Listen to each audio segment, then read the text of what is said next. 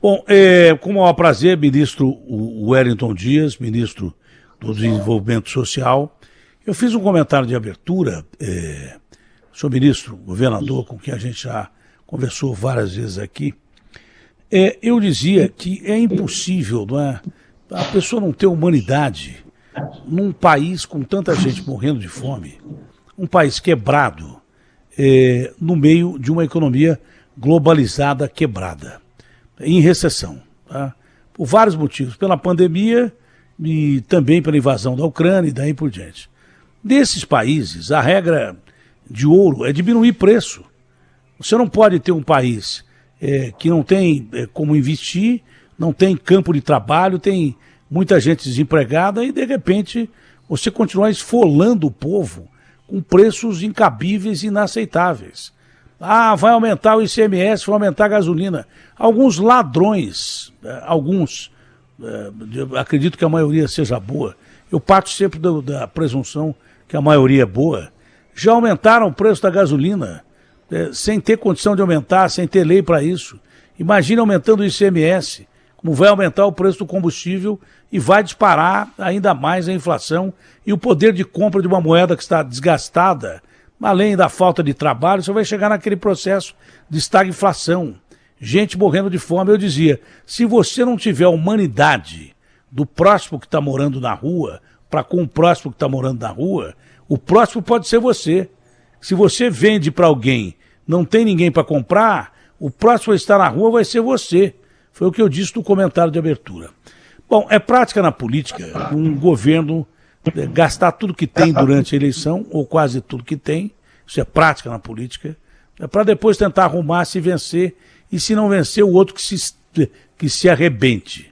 Só que parece que dessa vez a coisa é muito pior do que se imaginava. A casa está desarranjada muito mais do que estava antes.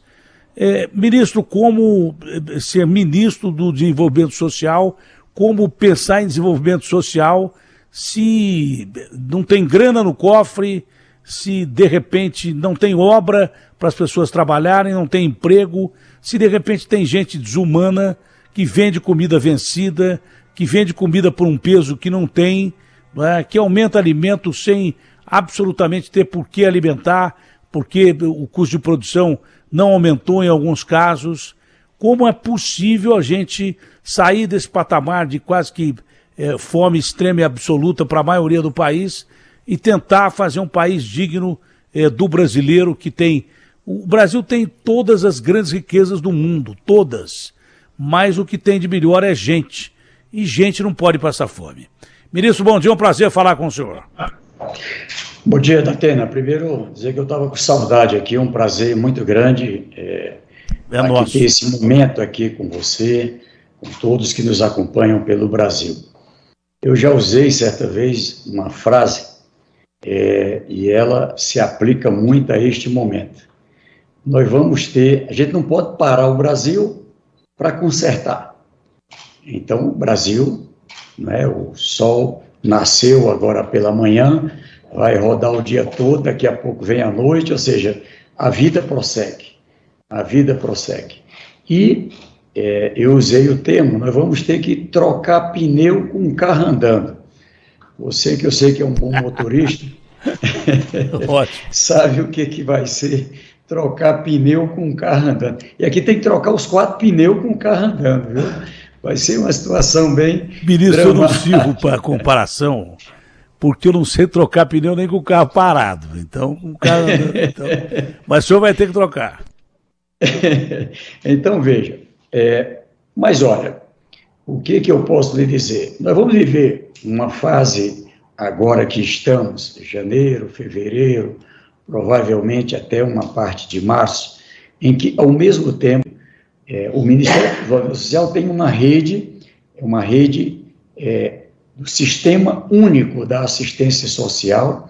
A gente já conhece um pouco mais sobre a rede do Sistema Único de Saúde. Sabe que ali tem o agente de saúde, tem as equipes do Programa Saúde e Família em todos os municípios, tem a Unidade Básica de Saúde, a partir daí os hospitais, e aqui a nossa ministra Nízia está aí de forma muito dedicada, né, buscando também reconstruir. No caso aqui do MDS, o Ministério do Desenvolvimento, que cuida da assistência social, cuida de cuidados com a família, cuida, né, do programa de combate à fome, tirar o Brasil de novo do mapa da fome, do mapa da insegurança alimentar, e agora também a inclusão socioeconômica, que também é uma missão nossa. Então, veja, primeiro precisa a gente reatar os laços com os municípios. Os municípios têm dinheiro, manda alguma coisa, não tem, não vai, não dá para ser assim. Então, a gente aqui está trabalhando de volta o chamado cofinanciamento, dia 7 agora, na próxima semana, a gente está fazendo já essas aprovações de ordem legal, tem uma comissão tripartite, município, estados e União, onde a gente ali faz uma pactuação. Nós queremos atualizar o cadastro único. Quem é que está fora, que tem direito e não está aqui no cadastro único? Quem é que está dentro e está dentro ilegalmente? Então, aqui é uma revisão mesmo, é uma atualização do cadastro único. Hoje ele tem 90 milhões de pessoas, 60 milhões destas recebendo o que se chamou de Auxílio Brasil. A gente avalia que aqui uma parte vai ficar, tem direito, mas outra parte é possível estar na ilegalidade. Outros, como você disse, que estão aí em situação de rua, não conseguiu pagar aluguel, gente que já está ali há muito tempo, outros que chegaram agora mais recentemente, pessoas que estão em tribos indígenas, como é o caso dos Yanomami, que nem direito a recadastramento teve, pessoas que estão aí em comunidades ribeirinhas, rurais. Então, nós vamos ter um exército de mais ou menos 12 mil pessoas treinadas para poder rapidamente fazer essa atualização, junto com essa rede da assistência social, que tem assistência social, psicólogo, em cada centro de referência da assistência social, cada CREAS, que é centro de referência especial, ali também da assistência social, com a rede da Caixa Econômica Federal, que é um prestador de serviços nosso, integrado com saúde, com educação, integrado com ali as entidades, ou seja, para que a gente tenha agora, nesse começo de fevereiro, as condições, não é, de ter ali uma base sólida, além de quem é que não tem renda e tem ali o Bolsa Família, ter já o cadastramento e as condições para, em março, já ter o recebimento daqueles R$150 por criança, levar em conta ali que a família que tem criança até 6 anos, ela tem uma necessidade especial. Aliás, boa parte com problema de desnutrição também, não são só os Yanomamis. Garantir que a gente tenha, da Atena, uma política, não planejada a partir do cadastro único para as outras necessidades.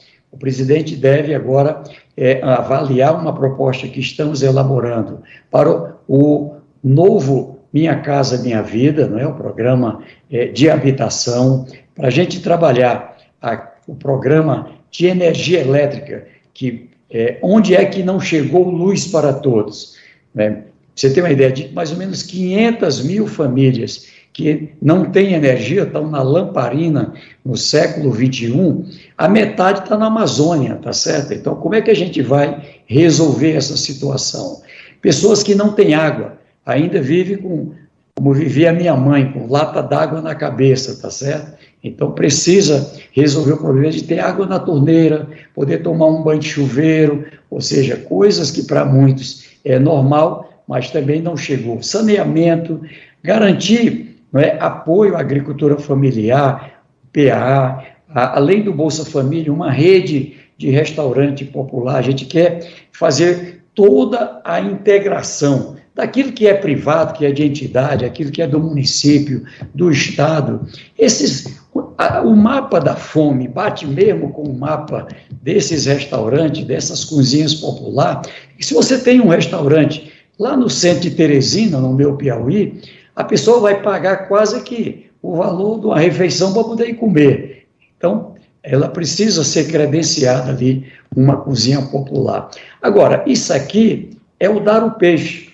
A gente precisa, ao mesmo tempo, ensinar a pescar e viabilizar os equipamentos. Tem que viabilizar ali o anzol, uma embarcação, uma condição adequada para que a gente possa ter o definitivo em todas as áreas. Aqui, a inclusão socioeconômica é isso. No meio desse cadastro, Datena, você vai ficar espantado, mas nós vamos encontrar muita gente que tem curso superior e não tem uma oportunidade.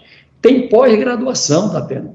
Tem gente que fala mais de uma língua, tem gente que tem curso técnico, que tem Pronatec, já foi empreendedor, não é? É um empreendedor informal, ou seja, tem experiência que, inclusive, se apoiado, faz gerar emprego, além de ter uma renda. Então, esse olhar é um olhar que o presidente Lula quer para que a gente possa, de forma integrada, e aqui, esquece, a eleição passou, não interessa aqui, agora para frente, nós temos que dar as mãos, municípios, Estado, governo federal, setor privado, entidades, religião, os comunicadores, a gente tem que dar as mãos para poder colocar o Brasil no eixo. Então, eu acho que sim, com o orçamento que a gente conseguiu trabalhar, eu estava lá no Congresso Nacional, nem imaginava que ia ser ministro do Desenvolvimento Social, fui eleito senador, vou tomar posse agora, dia 1º, ali a gente conseguiu um mínimo para poder garantir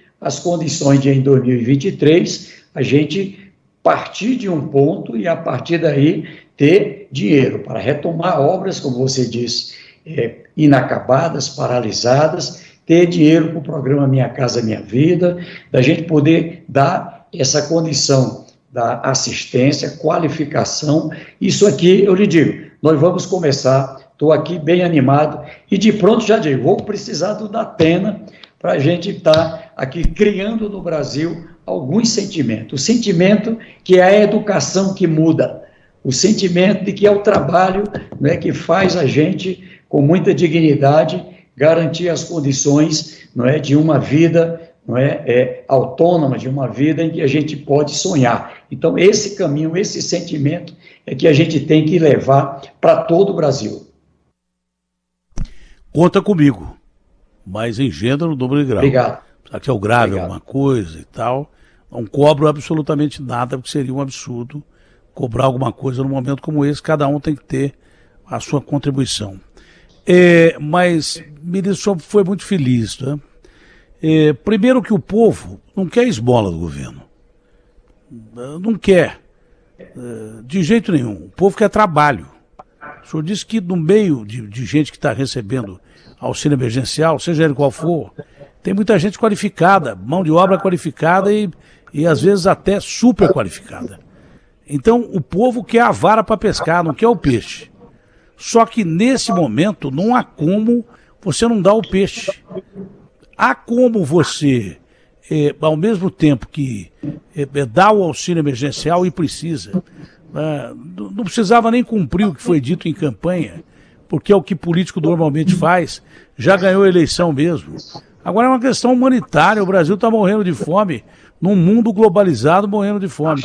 Há como você continuar expandindo o auxílio emergencial até determinado ponto, até onde o governo aguente, eu não sei onde vai arrumar renda para isso, aí tem que arrumar renda e talvez os mais ricos paguem por isso e daí por diante. Isso não é problema meu, é problema do governo, onde vai arrumar renda.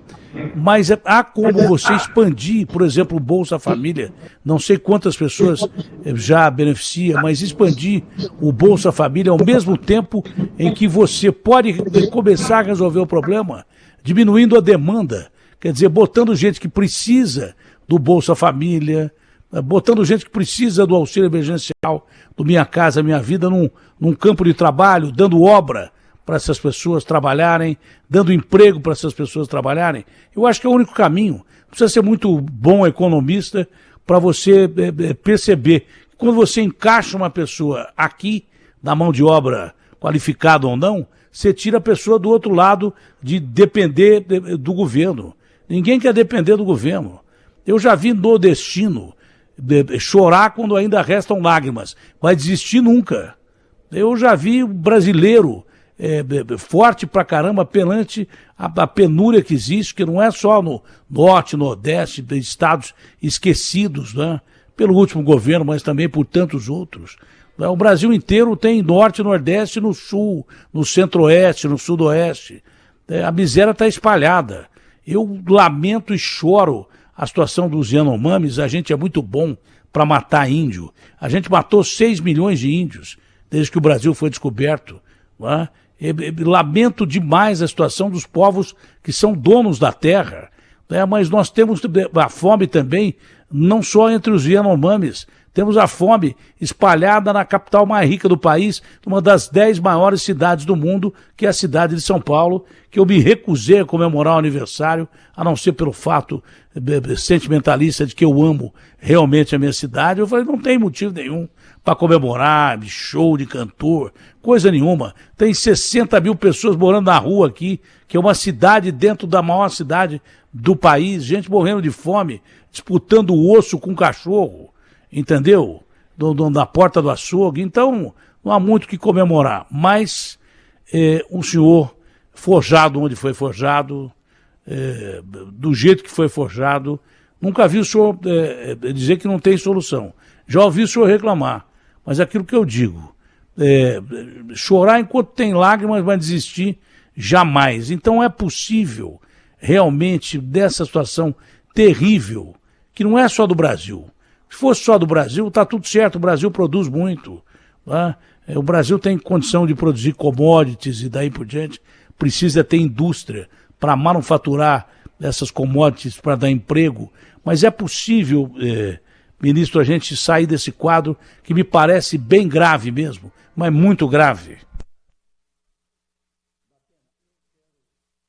Eu sou cristão, eu gosto muito como Jesus Cristo usava a forma de fazer ensinamento com as parábolas. Tem uma parábola que conta a história de que uma maré levou uma quantidade de peixes para a praia. E estava ali um garoto, ia lá, pegava um peixe e jogava dentro do mar de volta. E aí passa um adulto e diz, o que você está fazendo? Eu estou salvando peixes.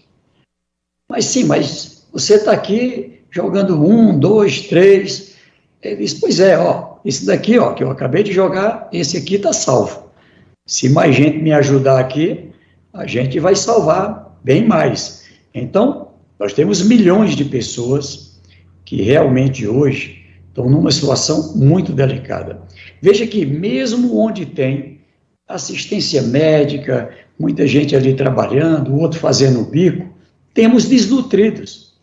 Agora, lá o que aconteceu no Yanomami foi algo mais grave, porque se cortou a assistência social, se cortou a assistência de alimentos. Né? Pois é, se cortou o dinheiro para ir para comprar sementes, para levar maniva de mandioca para eles produzirem. Ou seja, foi um negócio assim meio desumano mesmo.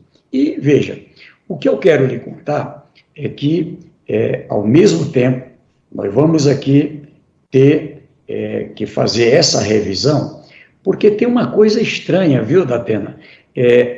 Repentinamente, principalmente no ano de 2022, o Brasil teve um monte... O Brasil tem, pelo IBGE, em torno de 3,1 pessoa por família.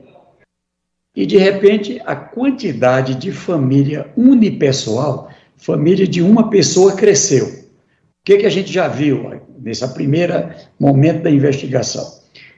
Que tem gente que ali ele fez uma falsa separação. A mulher se inscreveu de um lado, o marido se inscreveu do outro, e às vezes até um filho aqui, adulto, também se inscreveu. Então, está lá recebendo R$ 1.800, 600 cada um, e na prática é uma família só. Vai continuar recebendo, porque não tem emprego, não tem renda, mas vai receber aquele padrão do Bolsa Família, que ele leva em conta, não é, na verdade, um per capita que dê ali para o sustento. Não é para viver daquilo, ali é mesmo uma emergência, tá certo? Você comprar o que comer. Agora, nós vamos ter que, ao mesmo tempo, trabalhar aqui um plano. Eu estou fazendo um levantamento, já estive conversando com o ministro Geraldo Alckmin, nosso vice-presidente da área da indústria, comércio e serviços, o ministro Fernando Haddad, que vai cuidar da economia, o ministro da agricultura, né, o ministro Fávaro, ali o ministro das Minas e Energia, Alexandre Silveira, o ministro de Desenvolvimento Agrário, Paulo Teixeira, que também é de São Paulo. Ora, para onde vai o desenvolvimento em cada área dessa? Eu quero casar esse desenvolvimento com o mapa, não é, da fome. Eu quero casar aqui com o mapa do Bolsa Família. E vamos juntos qualificar. Estive aqui com a CEBIC, a Confederação Brasileira da Indústria da Construção Civil, e ali tratando também com outras entidades. Agora, se ao retomar a obra, a própria empresa nos ajudar no seu canteiro ali, a gente fazer qualificação para pedreiro, para eletricista, para gente que vai dirigir aquelas máquinas, enfim. E a mesma coisa na agricultura, e a mesma coisa em cada área. Eu acho que aqui a gente tem uma possibilidade grande. Ao mesmo tempo, eu tive com o presidente Lula, propus para ele uma experiência que o meu Piauí viveu, outros estados também. De um lado, a gente tem um compromisso dele de cuidar dos endividados. Muita gente entrou numa situação de endividamento. Nós colocamos aí no orçamento um recurso para o PRONAMP, é o Programa Nacional da Micro e Pequena Empresa, tá certo? Ali, o ministro Alckmin tem uma área que vai cuidar, com o ministro Marinho. Qual é o objetivo aqui? E se a gente der um apoio para essas empresas que já estão, mas estão precisando ali de um capital para poder ampliar? Aqui a gente tem uma chance boa. Tive com o Paulo Okamoto, que foi presidente nacional do SEBRAE, aqui integrado com o SEBRAE Nacional, com o Sistema S, que eu quero me reunir já agora na próxima semana. A gente tem uma chance de, ao dar a mão para quem já é empreendedor, a gente fazer crescer, não é, ali a economia. Gera um emprego a mais, gera dois, ali já abre uma oportunidade. Do outro lado, um fundo garantidor, em que a gente possa pactuar com a rede bancária. A rede bancária, ela é obrigada a aplicar, Datena, no mínimo 2% dos seus depósitos nessa área do pequeno, nessa área do social. E a gente quer trazer para um plano unificado nacional, onde tenha um fundo garantidor, prazos maiores, juros aqui adequados, voltado para esse estímulo. E aqui do cadastro único, eu quero cadastrar quem entende de estruturação de negócios. Quem é que entende? O SEBRAE entende? Entende. Então, se cadastra.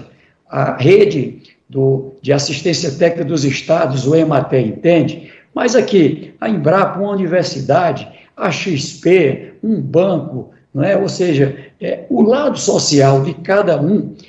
Eu quero tirar 300 pessoas aqui dessa situação de pobreza. Então, vamos lá no cadastro único, está aqui, ó. Essas pessoas aqui já têm até experiência empreendedora, essas pessoas têm um nível de formação bom, e ali a gente faz um projeto, nós queremos pagar pelo projeto, pagar por resultado. Fez o projeto foi aprovado, recebe ali pela aprovação, implantou o projeto, deu ali assistência, implantou o projeto, ali também recebe uma participação. O projeto teve assistência e atingiu o resultado. Era ali um pequeno comércio, era uma cafeteria, era uma lanchonete, era ali um outro trabalhando com internet, um outro trabalhando de Uber, um outro que comprou uma van, está trabalhando no transporte escolar, um outro que trabalha com um projeto agrícola, ou seja, é um projeto de melancia. Foi dito aqui que aquele 1 hectare de melancia dá 15 toneladas. Deu 15 toneladas? Deu. Está aqui, ó, você vai receber mais 1% aqui para poder, como um prêmio pelo resultado. Então, o que eu quero lhe contar é que a gente precisa, neste instante, não olhar como um problema de governo, é um problema do Brasil.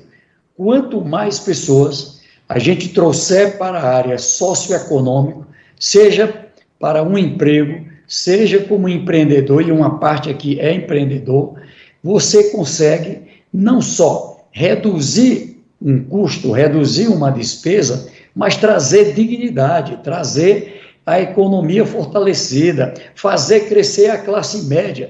Lá atrás, o presidente Lula começou um programa que em 2014 deu certo o plano traçado.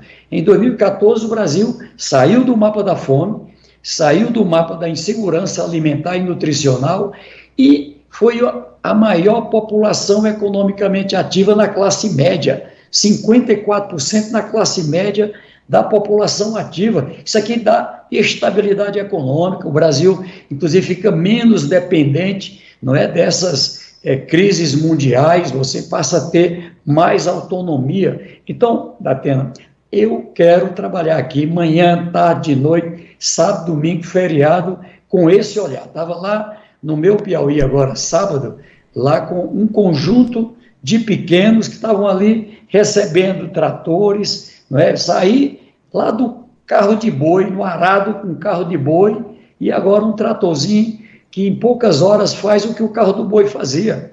Ali atende a várias comunidades, ali tem um calcário, ali tem uma condição de assistência técnica, você multiplica ali a produção, né? Tem um lá que me disseram, vão trabalhar para vender milho verde, feijão verde, outros que vão trabalhar com plantação de caju, ou seja, é garantir oportunidade. Eu já vivi, Datena, sei que você também, pela sua história, e o próprio presidente da República, já vivia a pobreza, já ali, na minha família, ainda hoje tem muitas pessoas pobres.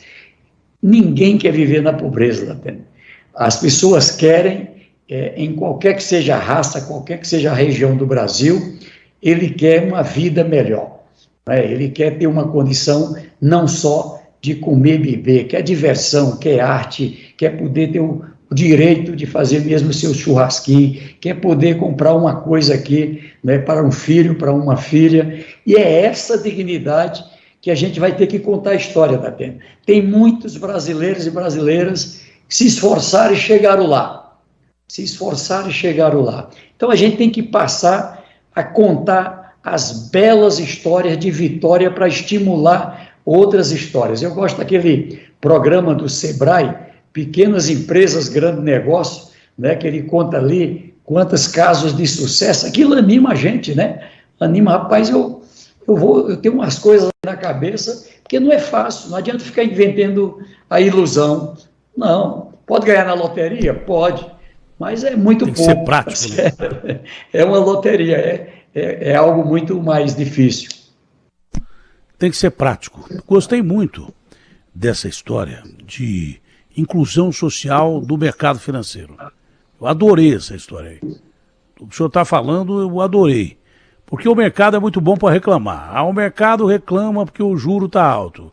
O mercado reclama porque o juro está baixo. O mercado oscila e o dólar sobe. O mercado não aceita isso. Agora, a inclusão social do mercado é que é importante. Entre os 10 maiores bancos do mundo, 4 são brasileiros em faturamento. Então tem dinheiro pra caramba aí.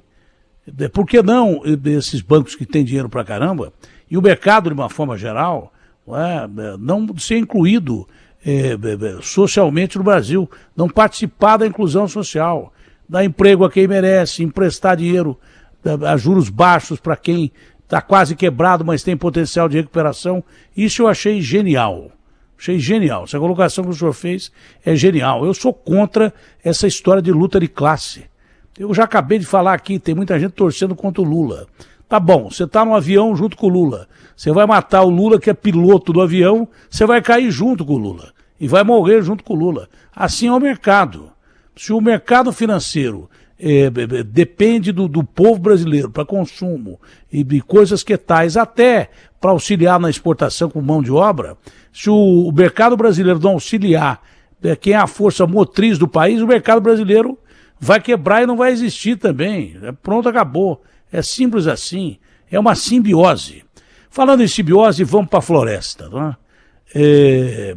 Na floresta nós temos as populações indígenas, muitas delas esquecidas, outras expostas a bandidos, madeireiros, não todos, né?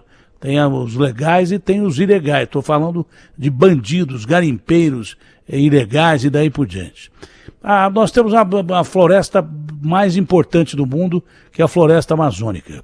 Mas eu ouvi do senhor uma frase que eu guardei e jamais vou esquecer. Preservar custa caro.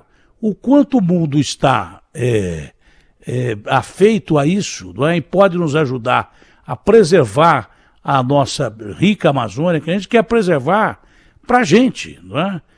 Porque ninguém é imbecil de destruir floresta. Eles têm medo que a gente destrua floresta e plante soja. Isso é um absurdo. Ou desenvolva pecuária. Não. O brasileiro pode não ter muita cultura, porque não tem acesso à cultura, mas é um povo inteligente pra caramba.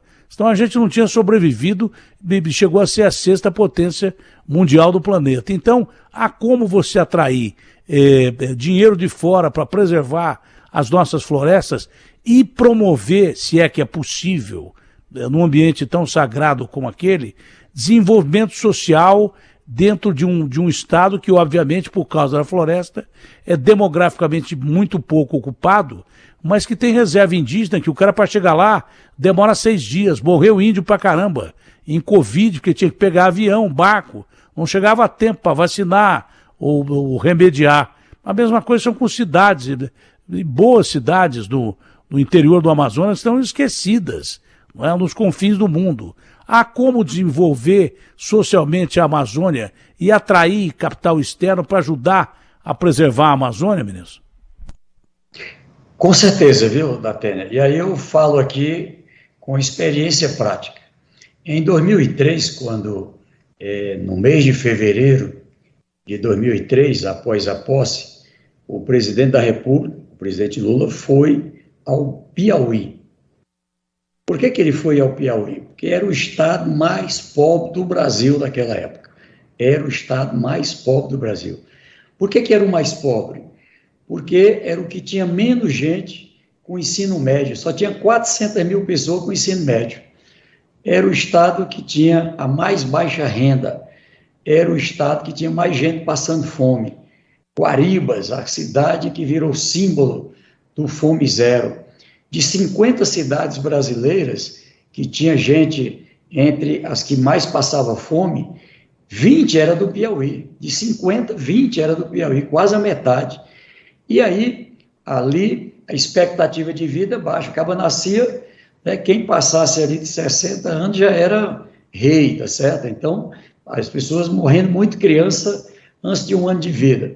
Bom, o presidente foi lá, e aí, aquilo incomoda? Incomoda. Pô, o Brasil todo agora só fala que o Piauí é o mais pobre.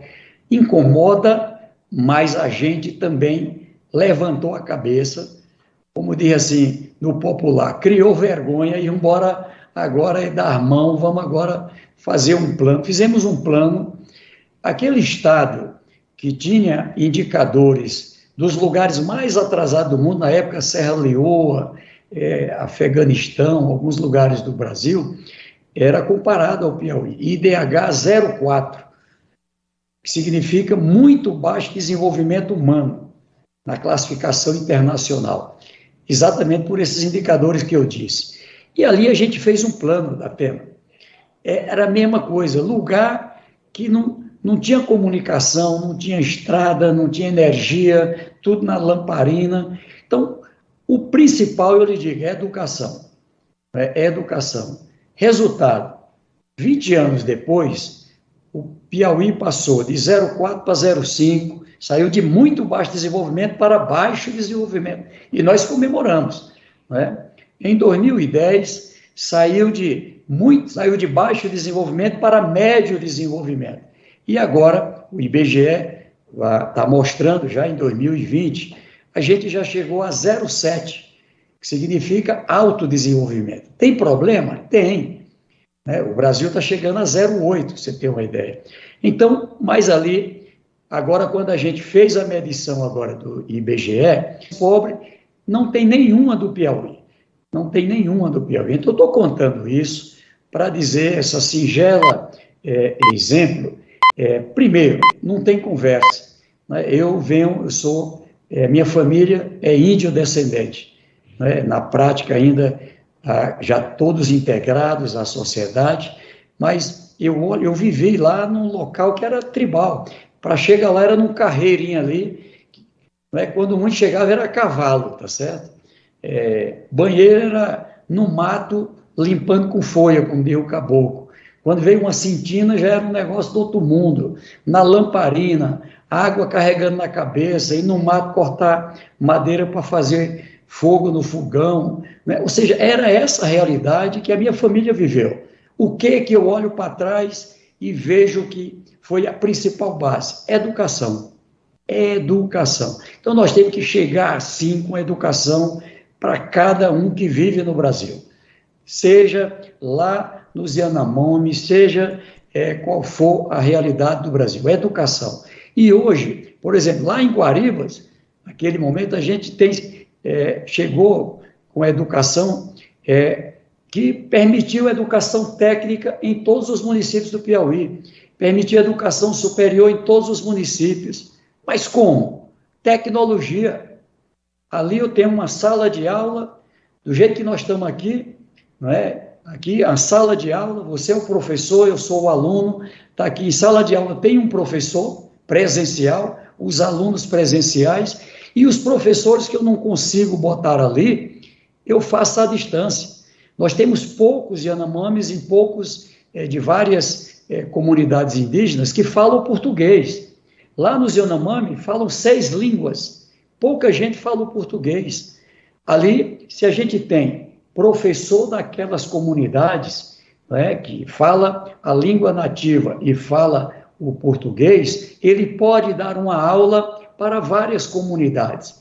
Ali quebrar a barreira da língua, ter comunicação sim. Hoje é possível ter uma antena com energia solar, com baterias, e você fazer comunicação. É possível ter, como o Piauí tem, ensino superior em todos os municípios. Lá em Guaribas, aquela cidade do Fome Zero, formou a primeira turma de bacharelado de administração estudando lá. Eu sonho em ver a primeira turma de bacharelado de administração, o que os indígenas quiserem, que eu digo para eles, a coisa mais bonita que eles dizem, nada sobre nós sem nós. Mas não é a gente aqui falando em nome da gente quer conversar diretamente. Então, é esse caminho, não é, que queremos trabalhar. O apoio emergencial para chegar comida, para chegar medicamento, para chegar as equipes de saúde, para poder ter ali as condições de segurança, as condições básicas, mas temos que trabalhar um plano de curto, médio e longo prazo para todos os Yanomami, mas para todos os indígenas e para todos os brasileiros. Todos os brasileiros do centro de São Paulo que precisa de uma oportunidade, lá de Porto Alegre, lá do Acre, da Bahia, do Mato Grosso, do Goiás, de Brasília, lá do Nordeste, ou seja, a gente precisa de verdade ter aqui um olhar onde o principal é investir nas pessoas da TENE. Investir nas pessoas.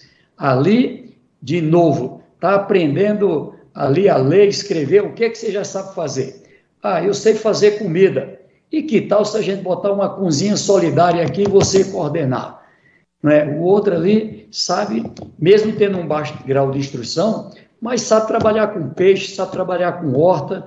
Um outro ali sabe trabalhar fazendo bolo para vender na rua, fazer sanduíche. O outro sabe dirigir. É assim que funciona, e eu acho que o que o Brasil mais precisa é investir no ser humano, investir nas pessoas. Aqui é que a gente faz a mudança. Quanto mais cada pessoa cresce, mais cresce a sua comunidade, mais cresce o seu município, mais cresce o estado, mais cresce o país. Então, como é que o 4º maior produtor de alimento do mundo tem gente passando fome? Esse negócio é desigualdade. Nós temos que trazer mais igualdade da terra. E quando qualquer um disser, isso aqui vai fazer ficar preguiçoso, coisa nenhuma. Ninguém consegue viver só ali de uma renda. Agora, é preciso oportunidade. Do jeito que um pai e uma mãe da classe média, alta, quem tem uma condição, conversa com os filhos, você está terminando o ensino médio, vai fazer ensino técnico, vai fazer ensino superior, o que é que você quer fazer da vida? É assim que a gente tem que conversar com as outras pessoas. Elas têm sonhos. Quais são os sonhos dela? A gente tem que levar em conta isso. Então, eu quero o meu Brasil com cada pessoa tendo o direito de sonhar. Sonhar, a gente apoiar para tornar realidade. É assim que a gente vai crescer junto. Sonhar acordado é ter esperança. Eita conversa boa essa, viu? Porque você pergunta assim, pro cabra, né? A coisa tá feia? Tá feia. Tá muito feia. Foi o que eu fiz aqui. Aí o cabra diz assim, mas a coisa tá feia, mas tem solução. E a solução é essa aqui. Então vamos embora pra frente, todo mundo junto, e mostrar que se você tiver uma renda que não seja essa distribuição canalha que tem no Brasil, é impossível você morrer de fome no paraíso. Ou você ser triste no paraíso. Você é um sujeito bom, trabalhador. Você quer ir para o paraíso quando você morrer, mas você quer viver no paraíso antes de ir para o paraíso. Agora, morrer de fome no paraíso não dá. Aí você falou rapidamente, você morre de fome no paraíso, porque a distribuição de renda é ruim. Uma última pergunta, conversa ótima essa. Eu gosto de conversar com gente otimista, porque eu sou muito pessimista, e isso me traz felicidade quando eu converso com alguém. Tem alguém que te encontra e vai assim, você está gordo, hein? Daí 2 minutos passa um cara e vai assim, nossa, como você está forte, você está comendo bem e tal. Está entendendo? Então existem 2 tipos de pessoa. O pessimista, aquele que te joga para baixo, é um vampiro social e de sentimentos, tá? E existe o cara otimista, assim, não, vamos embora, vamos junto, vamos fazer. Tá? Desse cabra que eu gosto, o senhor é muito prático nesse sentido, a vida lhe ensinou isso. Bom, como última pergunta, é impossível você desenvolver qualquer coisa com essa caristia que está aí. E, via de regra, uma caristia que também é canalha e cobra mais do que devia cobrar em qualquer produto. Desde o gás do fogão de uma casa de família, até o combustível que vai alimentar grandes indústrias que vão dar trabalho. É possível agora, vai ter que ter volta do ICMS sobre os combustíveis. Isso é uma questão de mercado. Segurou-se isso por questão de eleição e agora ficou para o governo atual resolver. Por aumento de gás, aumento de combustível, isso aumenta tudo. É possível segurar essa caristia e dar ao povo pelo menos esperança que ele pode comer e trabalhar? É possível ajudar também o próprio mercado a se desenvolver, segurando o preço? Eu não sou favorável ao controle de preço. Quando eu disse no governo passado que lá no começo a cesta básica devia ser controlada, me chamaram de comunista. Comunista é a avó, pô, a tia. Eu não sou comunista, não sou... odeio Stalin, Mao Tse-tung, são realmente ditaduras de esquerda que mataram 70, 80 milhões de pessoas de fome. Mas também odeio ditadura de direita, extremista como Hitler, que arrebentou com o mundo inteiro, matou 50 milhões de pessoas, 6 milhões de judeus. Eu sou pela Constituição, eu penso pelo povo. Então, pensando pelo povo, é possível a gente dar uma vida digna ao povo brasileiro e que todos entendam que para o brasileiro ter uma vida digna é preciso segurar esse aumento de preço descabido em tudo que tem por aí. É possível isso, uma união aí do país, para você poder voltar a desenvolver e dar comida a quem não tem, remédio a quem não tem e daí por diante. É possível, ministro, isso? Sim, Datena, é possível. O Brasil já teve momentos de estabilidade. Agora, isso precisa de um esforço, porque se destruíram muitos os instrumentos. Quando você tem, como você lembrou, um aumento brusco no preço do gás de cozinha, gás veicular, quando você tem um aumento brusco na gasolina, mas principalmente no óleo diesel, que é ali onde estão a movimentação dos tratores que produzem nossa comida, lá nas propriedades. É um tratorzinho ali com óleo diesel, que movimenta os caminhões, né, que transporta, trens, enfim. Então, e o outro lado, na cesta de alimento, que além desses custos, ele também tem, e aliás, na energia elétrica também, que impacta também muito na vida das pessoas. Então, como é que o Brasil, veja só, ao mesmo tempo o Brasil produz mais petróleo do que consome, produz mais gás do que consome, produz mais alimento do que consome, produz mais energia do que consome. Por que é que nessas áreas, vamos imaginar, o preço do trigo, o Brasil não produz trigo mais do que consome, a gente importa. Aqui a gente fica na dependência dos outros. Por isso que o Brasil criou uma política do preço interno do trigo, que tem, de certa forma, aí um balizador, por causa do preço do pão, etc. Então, veja, no caso, a gente precisa ter mecanismos de equalização. Eu acho que a gente vai ter que encontrar de volta. Lá atrás, foi até o presidente Fernando Henrique Cardoso quem criou, era a CID para os combustíveis. Era um formato que, ali, quando o preço do petróleo caía muito, ele formava uma poupança. Né? O preço do combustível gerava ali um pouco mais do que era o custo, e ali formava uma poupança. Quando o preço do combustível subia, aquela poupança entrava para evitar uma subida brusca. Não é que não tenha subida, se mantém regra de mercado, mas tem ali uma forma de compensação também que garante esse equacionamento. A mesma coisa tinha na área de energia. E veja, meu querido Datena, na área que eu mais estou cuidando aqui é de alimento. Agora nós estamos preparando o Plano Safra. O Plano Safra, Safra 2023 para 2024. Ora, o que o Brasil fazia que deixou de fazer? O Brasil planeja o que vamos produzir de alimentos. O que é alimento para exportação e o que é alimento para a mesa do brasileiro. Então, o Brasil dá a liberdade de todo mundo produzir. E tem que ganhar, o produtor tem que ganhar. Se o produtor não ganhar, vai faltar alimento, ele vai para outra coisa que dá dinheiro. Então, é preciso que se tenha, então, um plano, né? O que vai para a mesa do brasileiro? O que vai de milho, de arroz, não é? De soja, de farinha, de fruta, de verdura. Então, isso aqui tem que ser planejado de acordo com a mesa do brasileiro em cada região.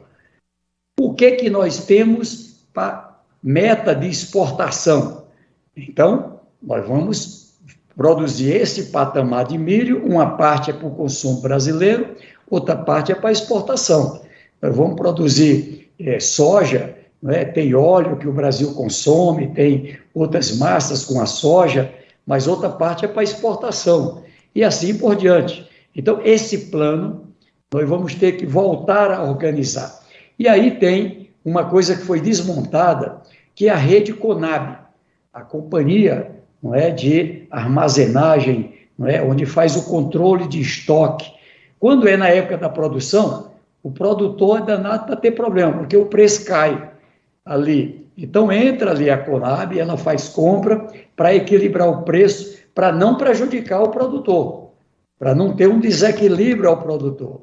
Isso aqui armazena, lá na frente tem uma subida brusca, entra a Conab, vende, e ali de novo evita uma subida brusca.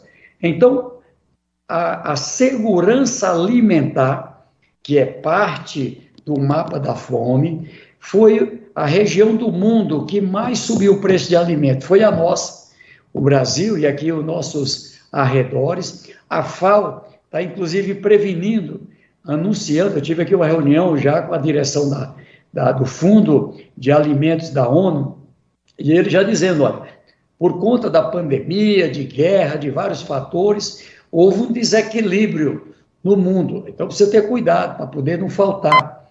E aí, a gente com isso garante as condições de regra de mercado com regra que garante estabilidade. Significa tanto no gás, no combustível, no óleo diesel, em alimentos, significa menos inflação. Menos inflação, isso é bom para todo mundo. A inflação é perversa para todo mundo, mas principalmente para os mais pobres, que tiram o poder de compra.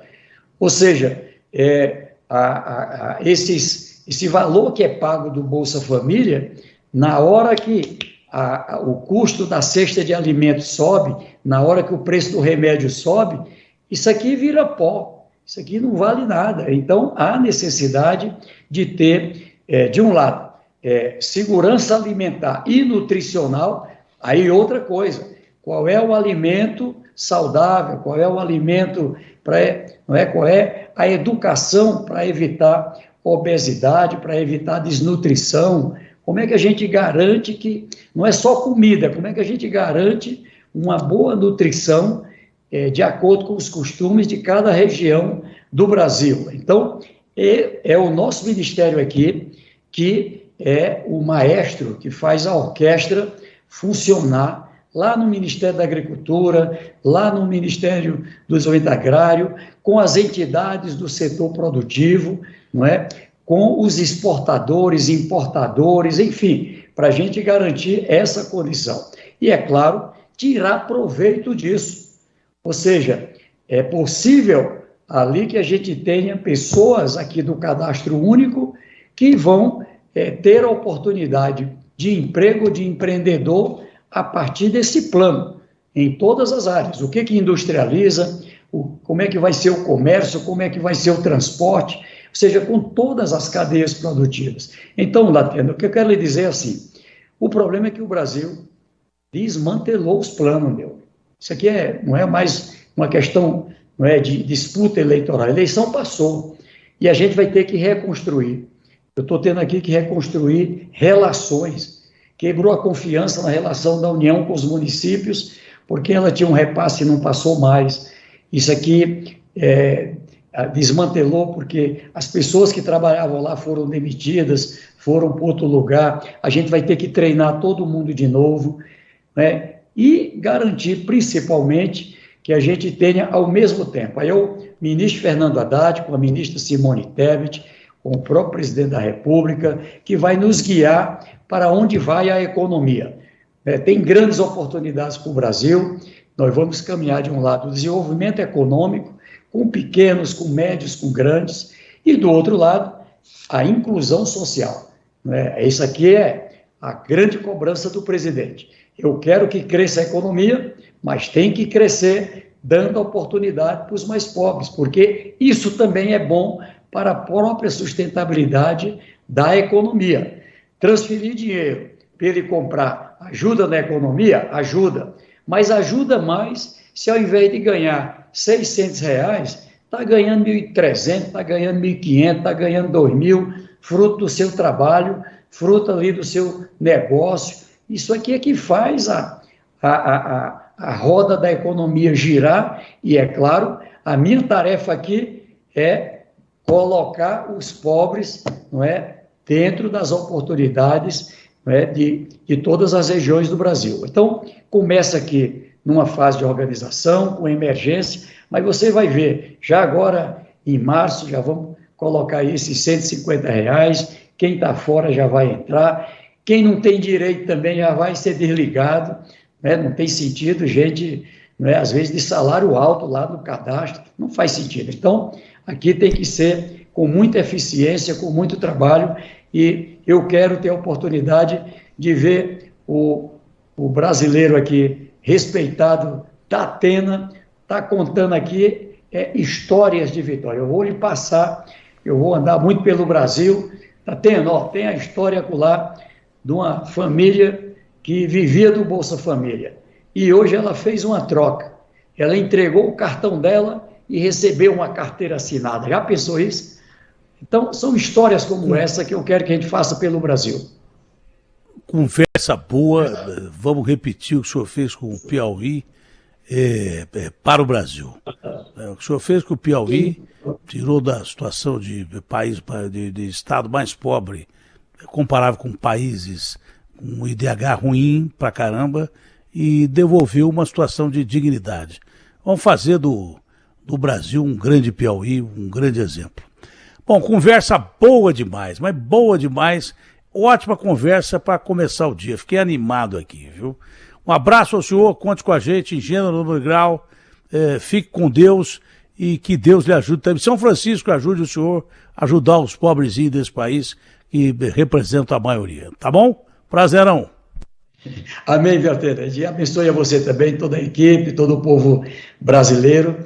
Eu só peço isso, as pessoas, quem é católico rezar por mim, quem é evangélico orar, que a gente possa ter aí Deus nos guiando para grandes vitórias para o Brasil. Muito obrigado. Todos os caminhos levam a Deus, né? Abraço grande ao senhor. Boa conversa.